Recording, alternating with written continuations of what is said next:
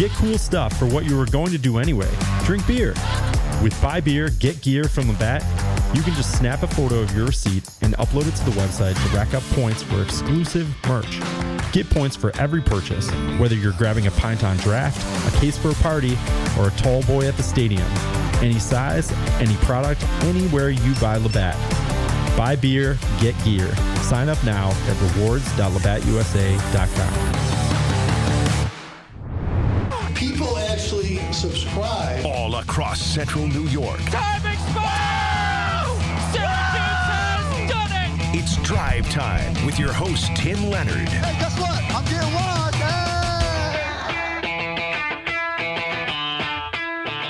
Hey! We welcome you into Drive Time. Happy Friday to everyone as we have made it to the weekend.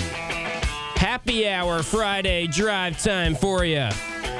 Orange basketball back in action tomorrow. NFL playoff weekend. College football playoff continuing tonight. Indiana and Oregon, 7:30 kick after a wild game in the Final Four of the college football playoff last night. The end of Ole Miss. Miami and the ACC are moving on as the 10 seed to the championship game. Crazy game last night for Carson Beck, Mario Cristobal, and the ACC, fourth place finishers. Miami now playing for a national championship. First time since 2003. The U is back. Michael Irvin is slapping the belt. Ray Lewis is going crazy on the sideline. It was a fun game last night. They're going to be hosting a national championship game. It's at Hard Rock Stadium next Monday, and will it be Indiana or Oregon joining them? We'll discuss all things football this weekend. It's going to be a jam-packed football Friday with Gio.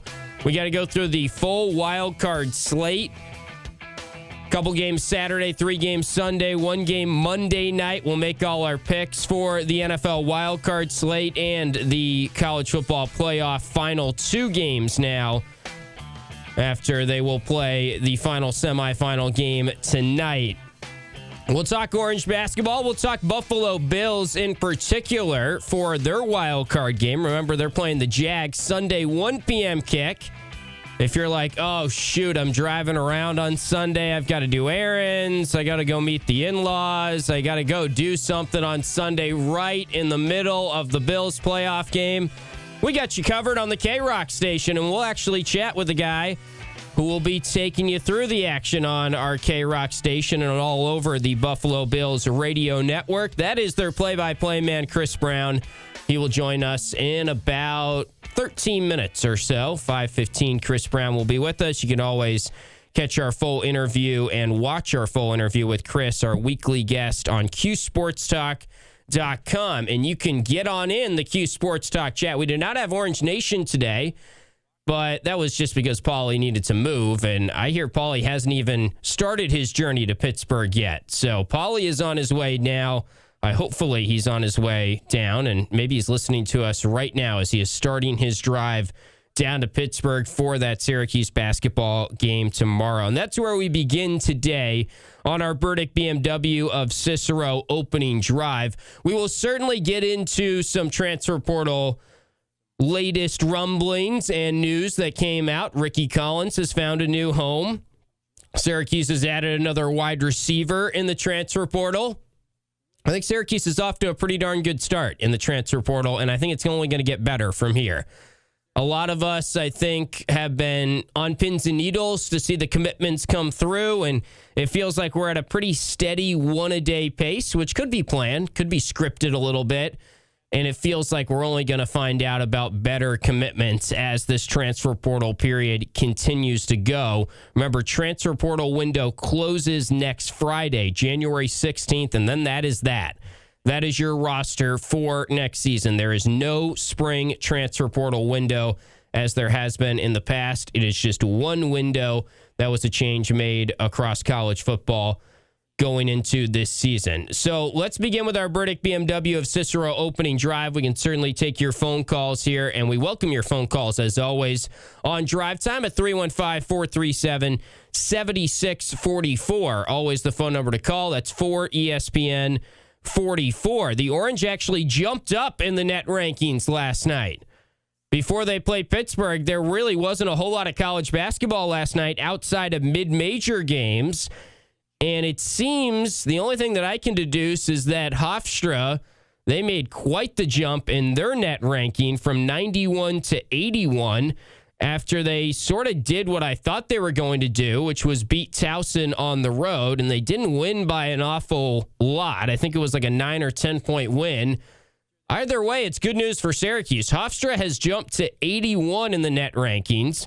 We spent all of the first 25 minutes, our Burdick BMW of Cicero opening drive for Orange Nation yesterday, arguing about said net rankings and why we spend too much time talking about them. And then here I go, almost as a way to bust Paulie, I had to bring up the net rankings today at the start of the show because it was good news for Syracuse, and it also just proves that the whole thing is very silly, that Syracuse sits at home on their couch last night. There's no other ACC games. There's not a whole lot of major conference college basketball games, and the Orange went from 84 to 78 in the net, and we're feeling better about Syracuse because that matters, and that's what we do in the year 2026 in regards to college basketball. And Hofstra getting to 81, now they're actually closer to a quad 2 loss than I thought they might ever get to. I mean, if you're a top 75 team, then that is a quad 2 loss. So root for Hofstra to keep winning. They've won 7 in a row. Root for them to get inside the top 75. We talked about how you can recover from a quad 3 loss. You can certainly recover from a quad 2 loss. The tournament field is littered with teams that take quad 2 losses. Obviously, some are better than others, and a loss to Hofstra still stings, and a loss to Hofstra was still inexcusable and shouldn't have happened. But it would be nice for Syracuse if it becomes a quad 2 loss versus a quad 3 loss. And that will cease our conversation on the net rankings. Outside of the fact that I do have to tell you Pittsburgh's net ranking as we get into a scouting report on the Panthers, who enter at 7-8 on the season, 0-2 in league play to this point. Pitt has played actually pretty well in ACC play. They played Clemson at home, just like the Orange. They lost that game by 5 at home. And then they lost at Miami by 6. So 0-2 in league play, but it's not like they've been outclassed. For what it's worth, on the computer numbers, here I go talking about the computer numbers again. I just can't help myself. I know Paulie is very frustrated if he is listening right now.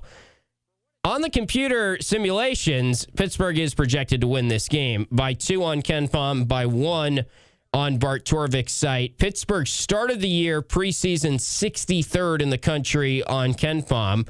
Remember, that is a predictive metric. The net ranking is not supposed to be predictive. The net ranking just takes in the data and objectively forms a number. Your KenPom rating takes into account what the computer said you were supposed to be at the start of the season, and then from there, you have to sort of dispel or gain ground on what the rating is that KenPom gave you and the computer gave you at the start of the season. So KenPom, the computer, got water spilled on it at the start of the season or something because Pittsburgh 63rd in the preseason. That's not what they've been playing like. They are 91st now in the KenPom rankings, 94 on Bart Torvik, and 108 in the net ranking. Let's talk about Pittsburgh, the actual basketball team, and not just all their numbers. Pittsburgh is a physical team, and that's what Coach Autry said when we got a chance to speak to him yesterday on Orange Nation. Pitt is always kind of known for being a physical team, and they do still have Jeff Capel as their head coach, and Jeff Capel is right on the hot seat as well. And this is a type of game that Pitt feels like they have to win because it's an opportunity for them to get a quality win at home. This would be a fringe quad 1 game, actually, because 78, or actually, no, it'd be a quad 2 game. What am I saying? Because it is a home game for Pittsburgh. But Pitt is a physical team, and last year, Pitt really tanked it in ACC play. They had a very solid non-conference start, and it completely fizzled. And Jeff Capel had some pretty open quotes after the season and in the offseason about how he really just hated how his team could not play with a physicality or an edge that they typically can play with and what Pitt has been known for. They couldn't rebound very well last year. So that was their big goal in the portal. You could say Syracuse's big goal was to improve defensively, to become more versatile. That was their buzzword. Remember, switchability, all of that stuff, to get a more versatile center in William Kyle. And boy, William Kyle has been great. But we bring up William Kyle's name because this is going to be a fascinating matchup for William Kyle tomorrow, given that Pittsburgh did go out and bring in some physicality to their roster. And this is a Pittsburgh team that, a little bit like Clemson, has some bigger bodied forwards and centers and front court players that could bother William Kyle in that way. I still think I would take William Kyle up against a lot of different centers across the ACC, and he has not been as much of a focal point in the last 2 games when you're looking at the offensive numbers, but he's still blocking shots, and he still is so much of what they are doing on the defensive end. So I'm interested to see how William Kyle does in this matchup. I think for the most part, when we have had that conversation of, it's a physical team, how will William Kyle do?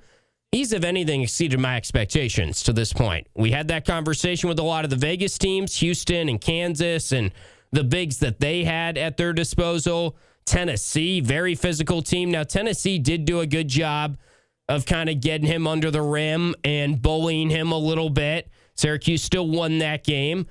So this is another test, and that's the thing that stands out the most about Pittsburgh. They can also shoot the 3 pretty well. They don't rely on it a ton, but they are shooting 5th best in the ACC in 3-point field goal percentage to this point in the season. They've had some bad losses. They also lost to Hofstra at home. They're also hoping that becomes a quad 2 loss. They lost to Quinnipiac at home as well, and actually, this will be a quad 3 game for them because it is a home game against a team in Syracuse that is 78th in the net rankings. Their best wins, they did have a nice win at home by 1 point on a wild finish when they beat Ohio State. Ohio State 37th in the net, so that's a good win. They smoked Penn State recently. Penn State not very good, but they really took it to them at home.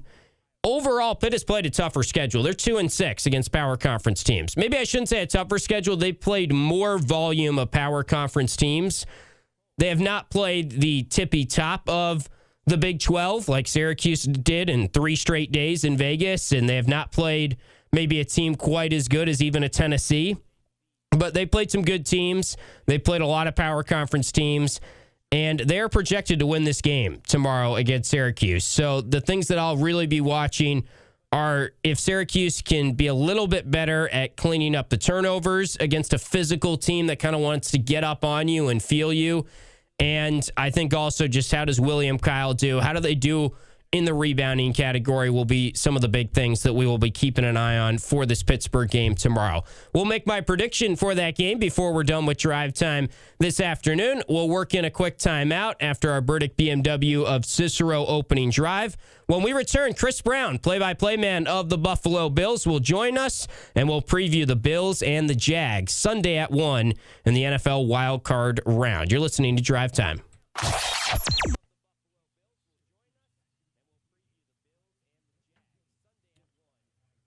What is up, chat? How are we doing on a Friday? Yeah, Phil, tough one last night for the women. I did not see that coming.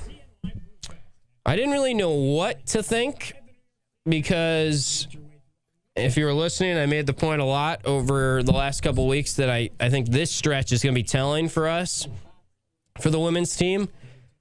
They've got 5 games in a row against kind of peer-like schools, and that one did not go well. That was really rough last night. And I'm sure Coach Jack was running them in practice today.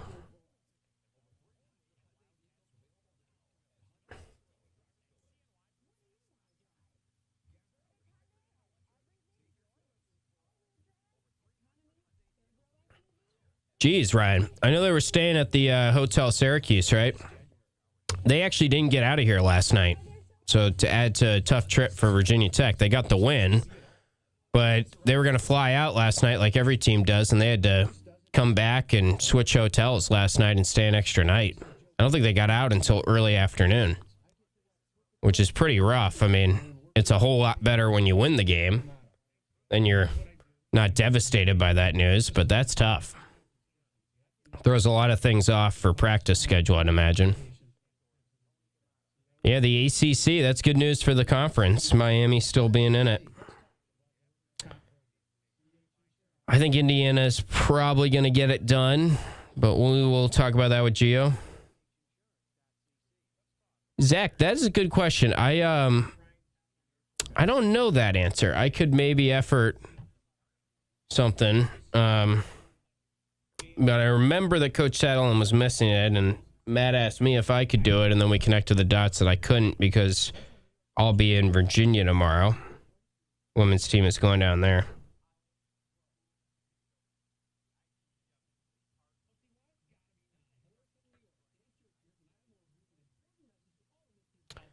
Yeah, that was tough to see. You could tell Trinidad almost like knew that news. It felt like he was like pretty, as he should be. He was emotional after the game last night. I don't know, Ryan. Maybe it was a maintenance issue. I didn't really ask, but they did not get out, I heard. I saw that Maryland their insiders have them coming to Cuse.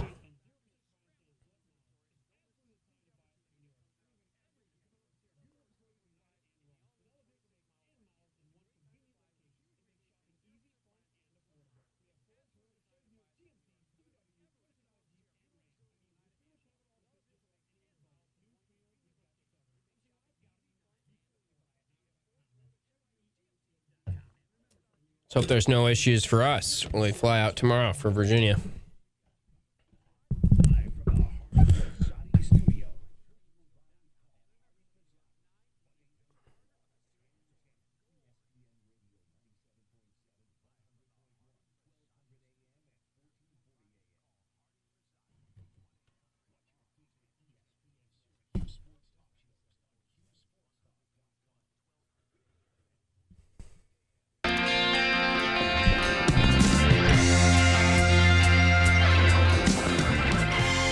Rolling along on a Friday afternoon in central New York. Huge sports weekend, huge football weekend coming up. College football playoff semifinal was last night and tonight. We will hear from Chris Brown shortly, the Bills play-by-play man. Bills making their way down to Jacksonville, taking on the Jags on Sunday, 1 p.m. kickoff for their NFL wildcard game. That's a tough one to predict, the Bills and the Jags. Sometimes you have a good feeling for a game. Sometimes you just kind of throw your hands up. That's sort of how I feel right now about the Bills and the Jags. I'm kind of throwing my hands up at that one. The Jags have obviously won 8 in a row. They are looking very solid, and they really have been dominant in their 8-game winning streak. And yeah, they played a little bit of a softer schedule, but they've had some good wins over playoff teams to get to this point and win the AFC South. It feels like with their first-year head coach, Liam Cohen, things are grooving down in Jacksonville right now, and Trevor Lawrence has been very solid. So I'm very interested to see what the Bills have, because you could make the case that all year it's felt like this is a Bills team that isn't quite good enough to win it all. And we probably never should have gotten our hopes up because they don't have the pieces around Josh Allen like they have had in the past. And it's just felt like they haven't really passed the eye test this year in the regular season of putting it all together. And it feels like they're flawed. But at the same time, man, there are a lot of flawed teams in the AFC. And if you run the test of who is the best team in the AFC right now, and usually that conversation when we get into the playoffs, a lot of that is deduced by who is the best quarterback and who are the best offensive lines and defensive lines and who can get it done in the trenches. And I'm not really sure how the Bills stack up there. Pretty middle of the road probably in terms of the trenches, but they probably have the best quarterback. They definitely have the best quarterback in the AFC. And I think Josh Allen, if he is healthy, and it seems like he should be, and it seems like the Bills are getting healthier. That's something we can discuss with Chris Brown as he is set to join us in just a little bit, the Bills play-by-play man. It's going to be fascinating. I do feel like this game could go a number of different directions, and we're just going to have to wait and see how it plays out, considering that Jacksonville is a talented team that is grooving. They've got a lot of momentum, but it's the Bills that have the playoff experience, and it's the Bills that have Josh Allen. And yeah, it's a year where Josh Allen's the best quarterback still alive right now, at least in the AFC for sure. And maybe he doesn't have the weapons around him, but can Josh Allen do the Superman thing, and can he get them to the next round again and then get some momentum, and maybe the Bills continue to get healthier, and maybe we're talking about the Bills deep in to the NFL postseason. For more Bills chatter, let's go to our guest line where we bring on Chris Brown, the play-by-play man of the Buffalo Bills. He will be on the call 1 p.m. Sunday as the Bills take on the Jags. And Chris, I was just chatting about it. It's a weird game. I don't really know if you have a great feel for it. I feel like this Bills team is playing better of late, but you look across the way, and Jacksonville has got a lot of reasons to be optimistic right now with how they have been playing. What's your sense of just the matchup and how things stack up as you get ready to call this game? Yeah, I mean, it's a close one. I think the odds makers think it's going to be close. Even the analytics people see it as being a close one. I would tend to agree. I think we should expect a relatively close game. I'm trying to get a firm grasp on the Jaguars, who, look, they're coming in on a heater. They've won 8 in a row. But in 6 of those 8 games, they've either played a rookie quarterback or a backup quarterback. I mean, both games against the Colts were against Leonard, the rookie quarterback after Daniel Jones went down with the injury. They played Cam Ward. Even Justin Herbert got hurt in the game that they played against the Chargers and didn't finish. Although the game was largely decided by that point in time. It was like 28-6 Jaguars. I'm not trying to dismiss what they've accomplished here. You win 8 games in a row in the NFL, you're doing something right.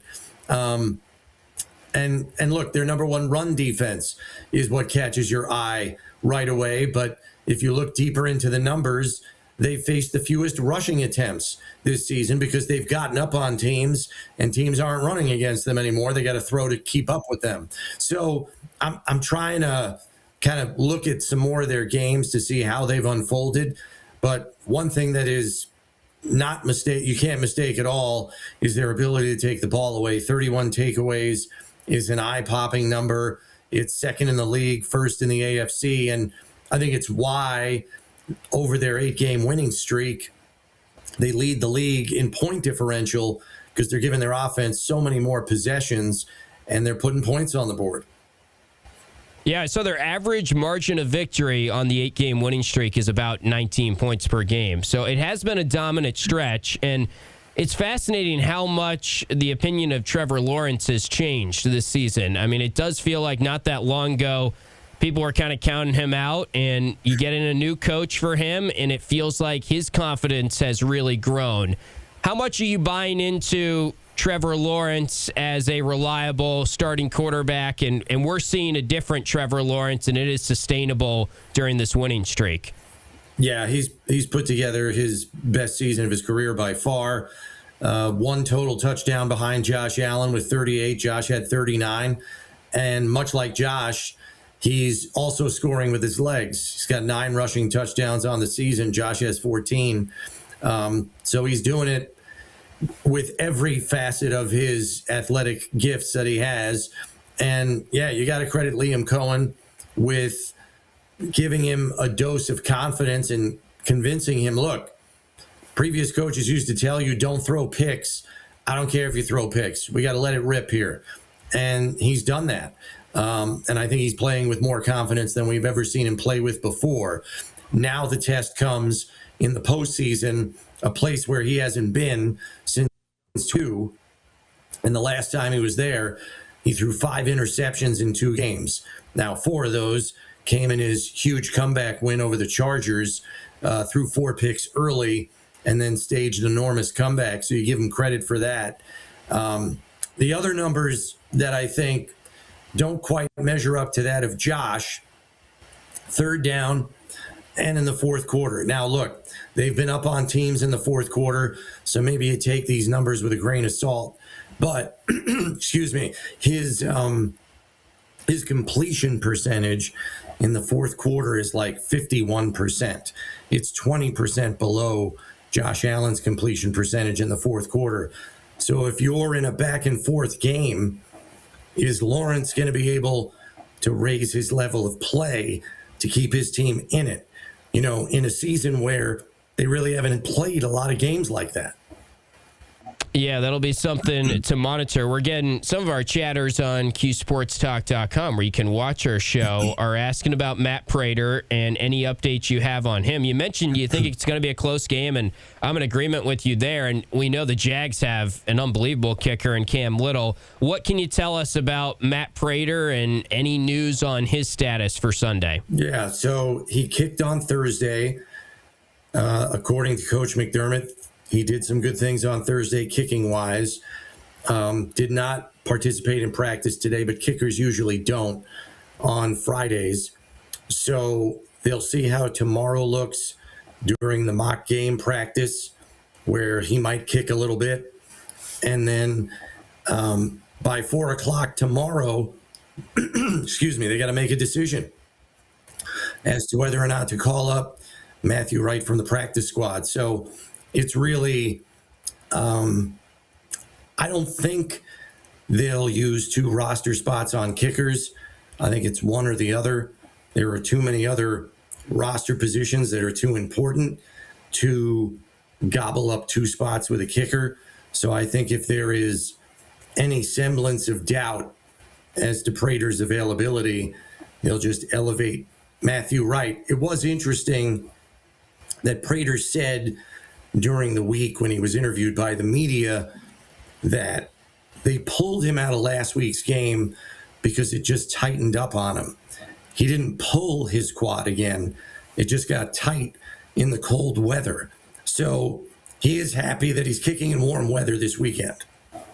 Yeah, that could help him. So we'll be keeping an eye on that. Chris Brown with us, the Buffalo Bills play-by-play man. Before we let you go, Chris, you hinted at the run game and how Jacksonville's stats are very, very good at stopping the run, and we know that's been a big key for Buffalo this season. They have the rushing leader in the National Football League, James Cook, and Josh Allen, of course, so good on his legs, too. Is that the biggest matchup in this game? Can Buffalo run the football, or are there any other matchups that you're looking at that maybe are under-discussed going into the evaluation of this game? Yeah, I don't really think anyone has truly shut down Buffalo's run game this year. They've slowed it down, but I don't think they've completely shut it down. I was looking back at some history. There have been 10 playoff meetings between a number 1 run defense and a number 1 rushing offense, and only 3 times has the run defense won the game. So that's 7 out of 10 for the team that runs the football better than any other team in the league. I don't think James is going to go off for 150. He may not even get to 100, but if he can get 85 or 90 yards, I think it'll make the offense effective enough to stay on schedule and finish drives. All right, well, we're all looking forward to it here in Central New York, all of Bills Mafia, and I'm sure you're excited for it as well, Chris. Enjoy the game down there in Jacksonville, and hopefully we'll be talking to you next week. That would be a good thing for all of Bills Mafia. So we look forward to hearing your call on Sunday, though. Yeah, just got to get over this cold, and I'll be good. Yeah, exactly. Well, you've got some time to rest up before Sunday. We thank you for coming on anyway. Playing hurt for us is Chris Brown there, the Buffalo Bills play-by-play man. We're all, I think, sick this time of year. I've been dealing with stuff. I think it's just kind of going around. So I'm sure Chris will do what he can. It might be a big T weekend. I've been there before, trying to get ready to call games and having to deal with that. But we appreciate Chris coming on and fighting through that a little bit and still giving us some great insight there on the Bills and Matt Prater and what to expect in this matchup on Sunday against the Jags. We will pick that game and all the other NFL wildcard games and the college football playoff game tonight and preview all of those as we return. It is our Football Friday with Gio on the other side. You're listening to Drive Time. This is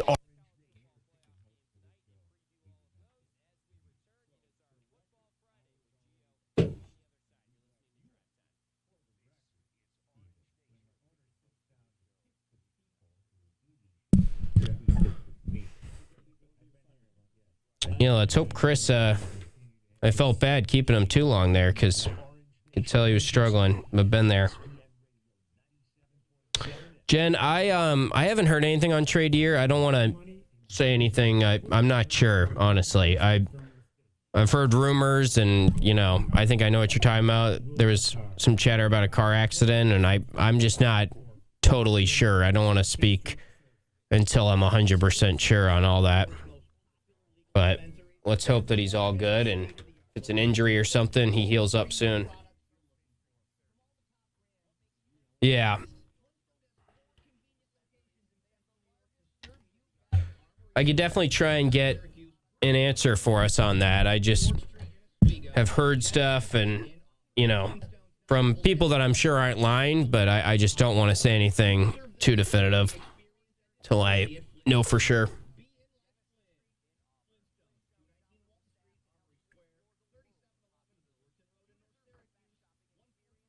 Yep, we do.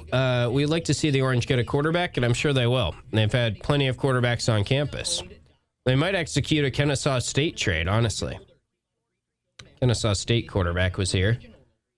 Dylan Raiola is not coming, Dom. Do not let those tweets fool you.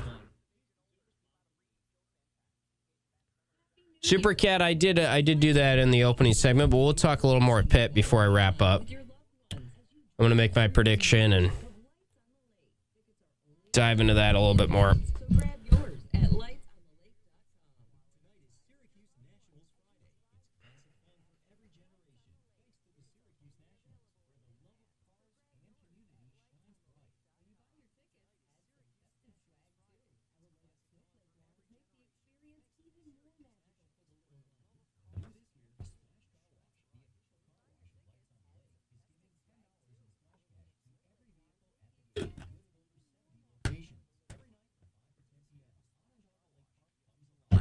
Yeah, you got that replayability. YouTube, Sports Talk. How about that? What a world. Did they, Dom? I don't know. I mean, this is like photoshopped photos, and I don't know. I've heard, I haven't really efforted too much, but I've heard it's all a fabrication.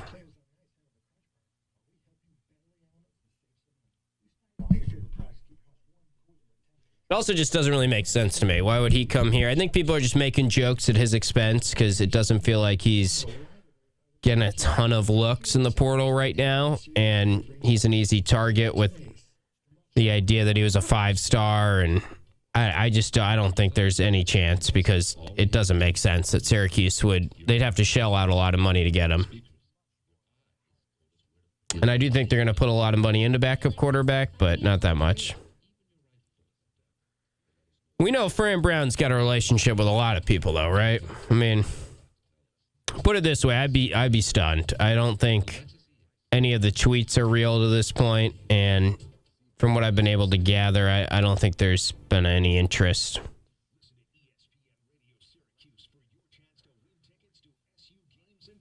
Yeah, he's too good. He's gonna find whether you think he's overrated. I mean, he's still a starting quarterback.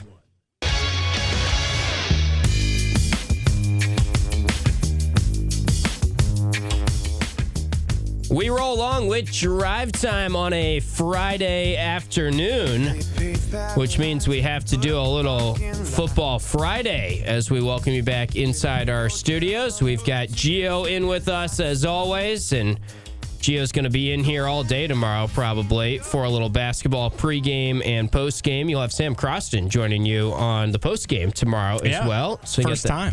That's to look forward to, and Man, we could talk all day about the Pittsburgh game, and I'm sure you'll be doing that tomorrow. That could be an interesting one with phone callers if it does not go according to plan tomorrow. I think we would like to see a nice, comfortable win.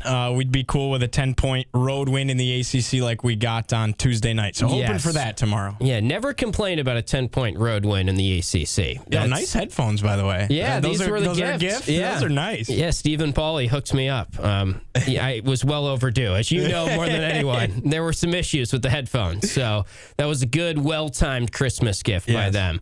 But let's get into it. You don't have your headphones, so you won't hear the lovely music here, but you can just, pretend that you're getting it, and you're getting the full Football Friday. For sure. The audience is getting it right now. Let's dive into all the games. This is quite the football weekend. Let's start it off with talking about Oregon, Indiana tonight, a rematch. These two teams saw each other out at Autzen Stadium in Eugene earlier this year. Of course, Indiana went on the road, got it done. That was kind of the moment that everyone said, all right, it's a little different than this last year's Indiana team that was impressive, got into the playoff, but got kind of roundhouse kicked by Notre Dame in the first round.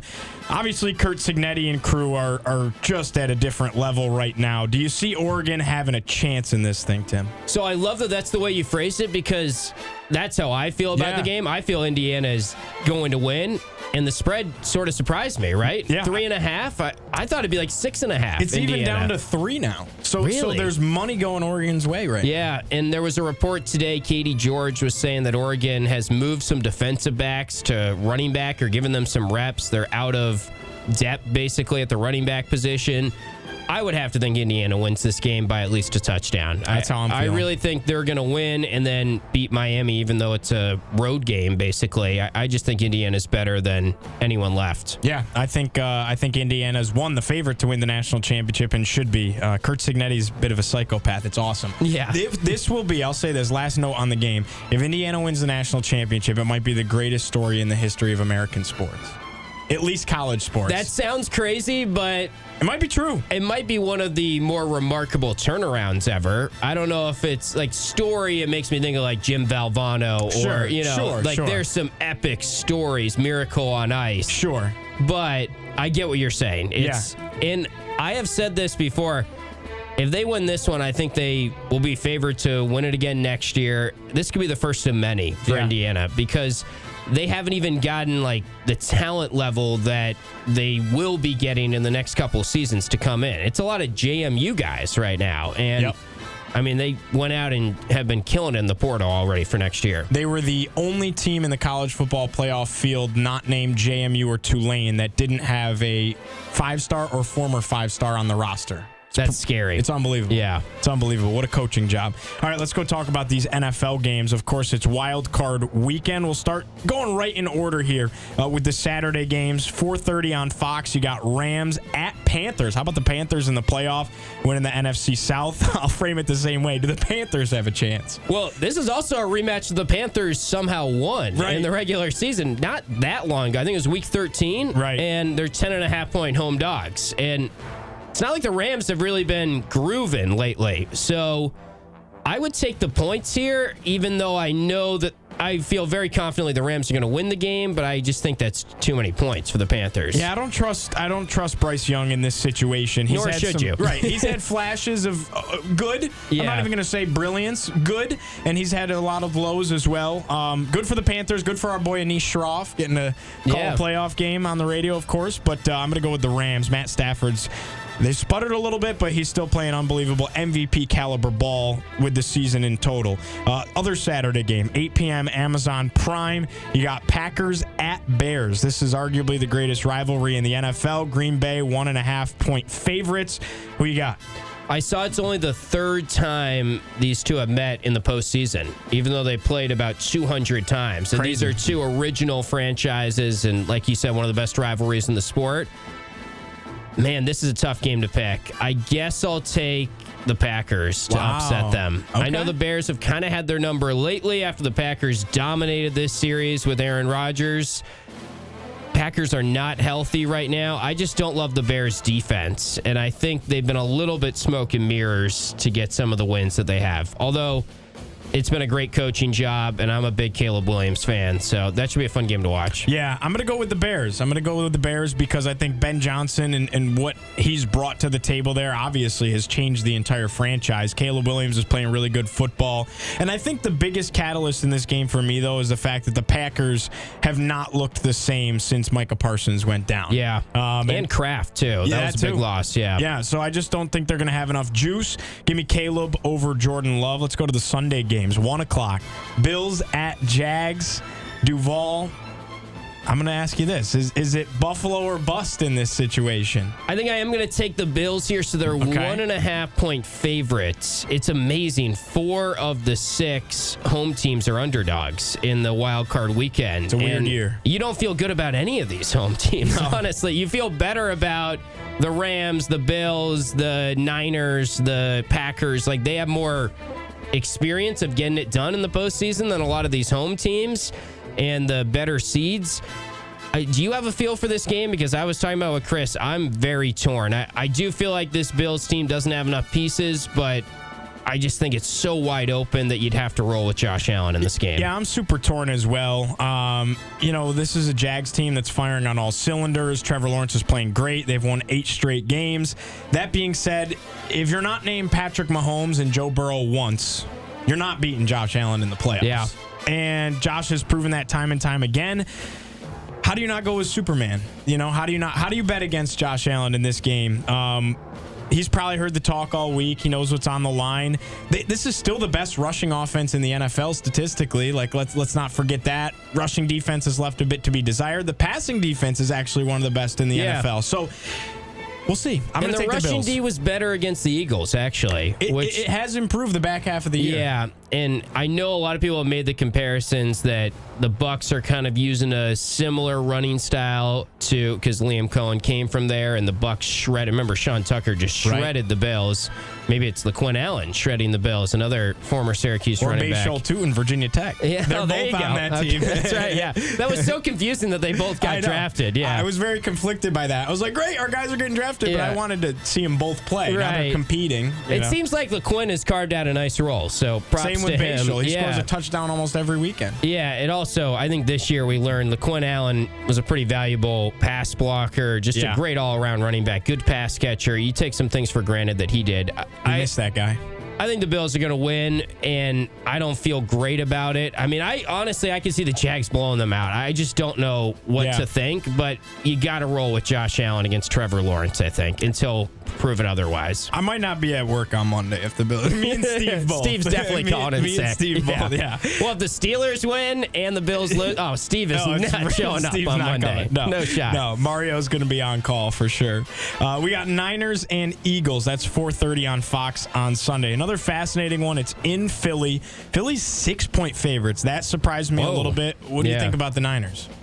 Niners are really banged up. Yep. I think I would take the Eagles here, even though I don't love Philly. I mean, they haven't looked that impressive. And, I'm not high on either of these teams, but I guess I'd roll with the Eagles. Maybe because it's 6, I would take the Niners to cover, but the Eagles to win the game. Yeah, I think it's unbelievably hard to go win a playoff game this time of year in Philadelphia. It's just That's one a long of those flight, too. It's a similar conversation with the Chargers and the Patriots. We talk about that a lot in the regular season, and then we just sort of forget about it in the postseason, like the West Coast to East Coast. Sure. But yeah, I would take the Eagles, I think. I'm taking the Eagles, too. We're very, on the same wavelength here, which doesn't usually happen. But let's talk about your team. The Chargers and the Patriots coming up on Sunday. That's 8 o'clock Sunday Night Football with Tirico and Collinsworth. New England, 3.5-point favorites at home. The champs of the AFC East.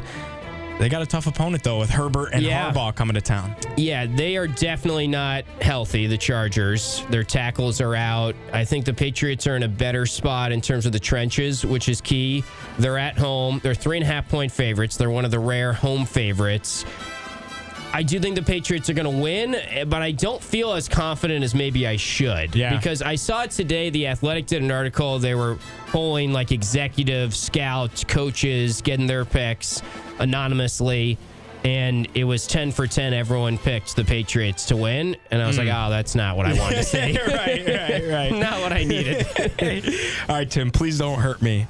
Hopefully this reverse jinx helps you. I'm going to pick the Chargers. Maybe it's wishful thinking because the only chance of Buffalo hosting a playoff game is an AFC title game against the Chargers, who are the only seed higher than them. Which would be perfect for this year. 6 versus 7 after all this. And it'd be the 2 best quarterbacks probably in the conference getting there at the end, and that are left. Well, May. I think May might be better. At least sample size this year. But yeah, I hear you. That would be quite the... We thought the last game at the Ralph was going to be last week. If they play an AFC title game there, that'd be a little wild. Steve would probably end up there. Yeah, he would. He'd be like, take my money. Well, he's got all kinds of money. We know, That's true. So he'd be all good. That's true. I'll take the Chargers, wishfully thinking. I do think, though, Herbert, 4 interceptions in the playoffs last year. I feel like this is a moment for him to bounce back because we know he's a good quarterback talent.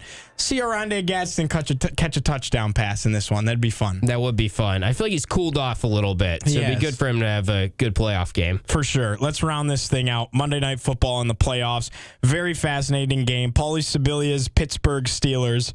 They will host the Houston Texans at 8:15 on Monday night. Houston is 3-point favorites on the road.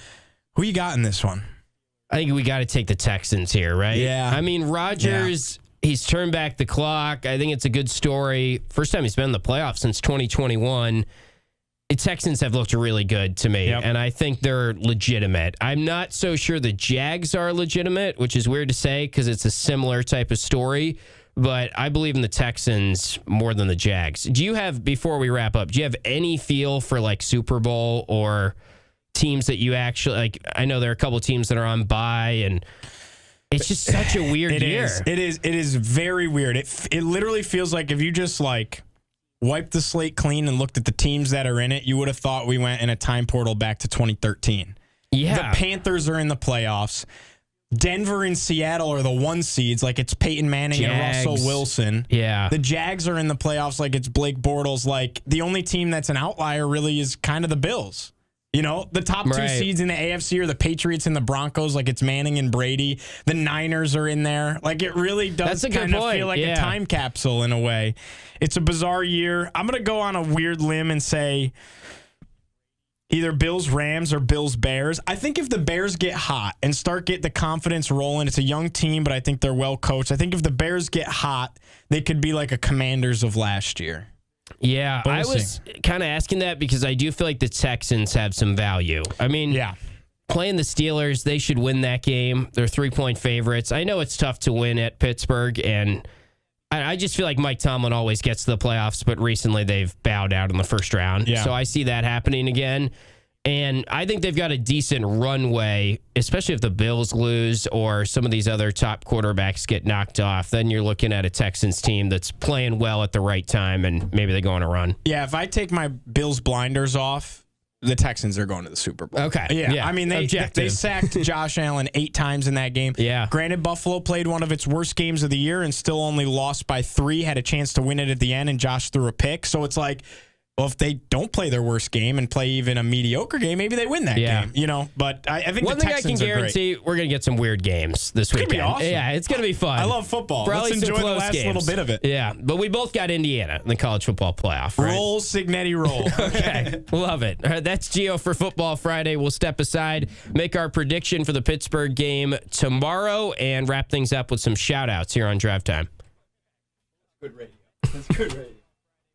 Inside high school sports.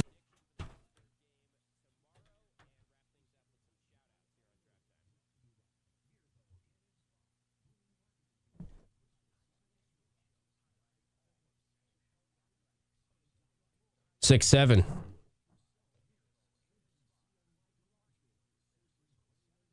Oh, you're betting a pie again, Kev. I don't know. I can't lose 2 pies to you in like a couple months. That'd be embarrassing.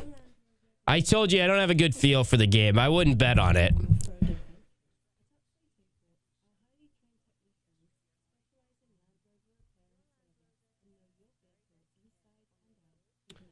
Actually, Ryan, I brought up the Virginia Tech blowout before Gia did. It's funny. I don't think anyone from Virginia Tech really is feeling great about their team, and I don't know if many people from Syracuse are feeling great about the women's team at the minute either.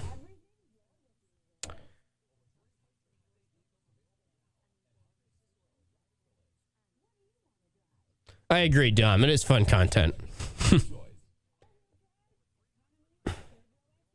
I bet defensive acquisitions. I would say this about the portal. I bet that there are some guys in the portal that have committed that we don't know about yet. I think the way that it seems like it's like one per day. Doesn't that feel almost scripted? Unless they're truly just nabbing one per day. I mean, that's kind of ironic if they were like each day, oh, we got our guy, we're done. Like, obviously, that's not how they're doing it.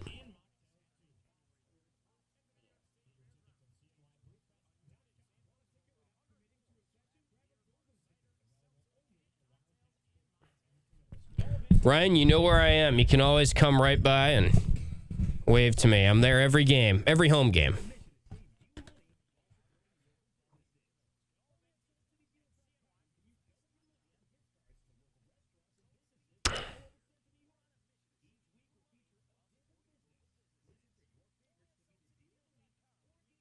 That's the difference. I don't think Paulie would call in sick. He would use this platform to like vent and cry a river, basically. Cry me a river.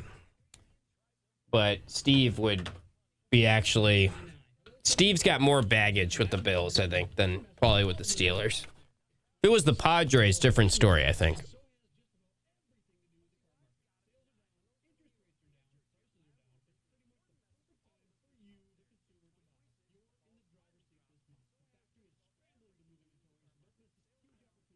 What is like buying your spouse a vacuum cleaner? I missed that. Now I'm catching up on the chat. Just a funny line.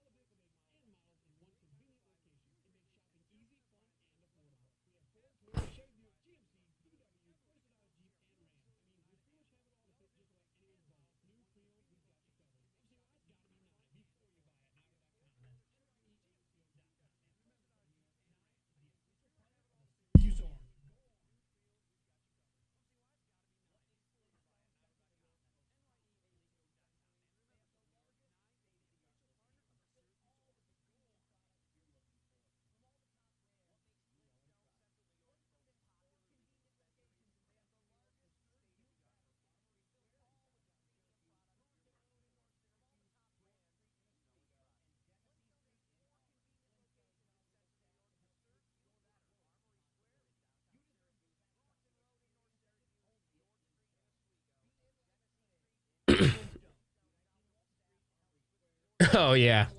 That's right, the headphones. Yeah, I would say there's value in the ACC winning it all.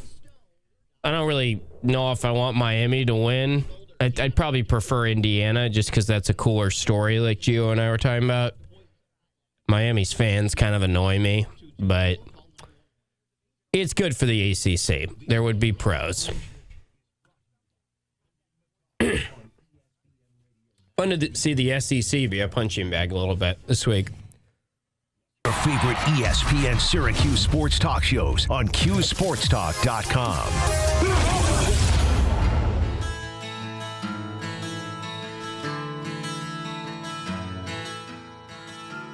Final segment of the week on Drive Time. Orange basketball tomorrow against Pittsburgh. We got to make our prediction for the game tomorrow before we wrap things up. You can always listen back to all of the shows on our podcast platform.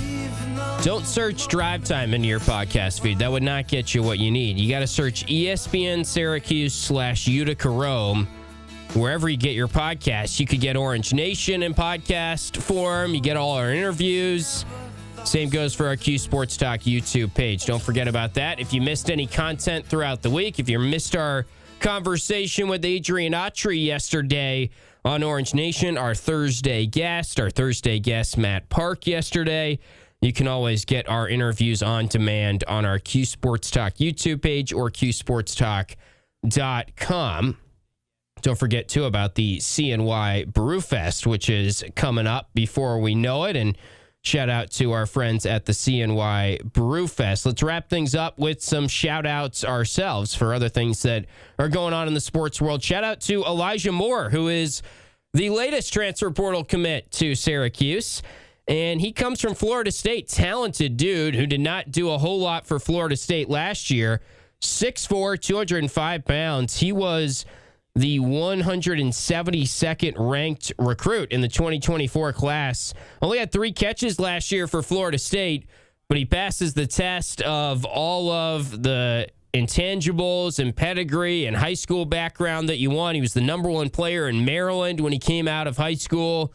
Everyone wanted him, and Florida State got him. And after not playing much for Florida State, Syracuse is betting on his potential. This feels a lot like the Michael Smith pickup, and it's good to see the Orange are adding some size to their receiving core. They've got some possession receivers, some contested catches guys. They lost Justice Ross Simmons, who was kind of a goal line target for them.